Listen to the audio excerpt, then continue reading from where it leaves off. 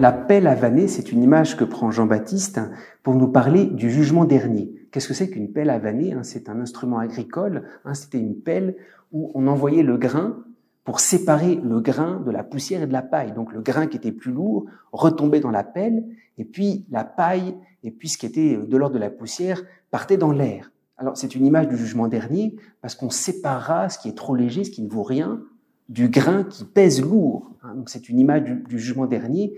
Qu'est-ce qui pèse lourd et qui va nous permettre d'entrer au ciel? Alors, ce qui est étonnant dans cet évangile, c'est que Jean-Baptiste parle du jugement dernier avec une espèce de sévérité. Il ne restera que ce qui est lourd. Après avoir révélé l'amour de Dieu, sa miséricorde, lui vous baptisera dans l'Esprit Saint et le feu. Et c'est très étonnant ce contraste. Jean-Baptiste révèle la simplicité, la profondeur de la miséricorde, et puis juste après vient la sévérité du jugement de Dieu. Et c'est d'ailleurs ce qu'on voit tout au long de cet évangile de Saint Luc. Dans l'évangile de Saint Luc, à la fois la miséricorde va jusqu'au bout. C'est l'évangile de l'enfant prodigue, c'est l'évangile de Zachée, c'est l'évangile du bon larron, où la miséricorde est complètement extrême. Aujourd'hui, avec moi, tu seras dans le paradis.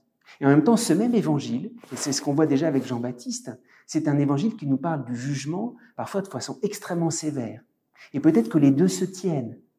Si le jugement de Dieu va si loin, c'est justement parce que sa miséricorde a été si loin. La seule lumière sur le jugement de Dieu, c'est justement sa miséricorde. Parce que Dieu a été si loin dans sa miséricorde, si nous la refusons, j'allais dire, nous nous condamnons nous-mêmes. C'est l'évangile de l'enfant prodigue. La miséricorde a été si loin, et le fils aîné qui la refuse se condamne lui-même, il se met au dehors.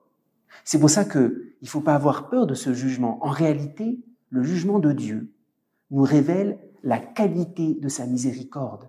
Parce que la miséricorde a été si loin qu'après, il n'y a plus rien. Si tu la refuses, il n'y a plus rien. C'est pour ça que le jugement de Dieu, dont parle Jean-Baptiste ici, c'est encore une manière de nous révéler la plénitude de la miséricorde de Dieu.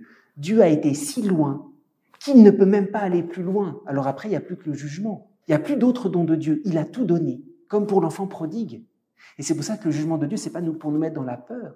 C'est comme pour nous dire, mais est-ce que vous avez compris que Dieu a tout donné? Dans le Christ, Dieu a tout donné. Il n'y a plus rien après.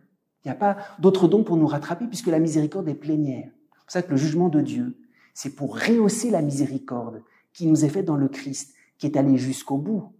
Échapper au jugement, c'est accueillir la plénitude de la miséricorde de Jésus qui nous est révélée de façon dernière.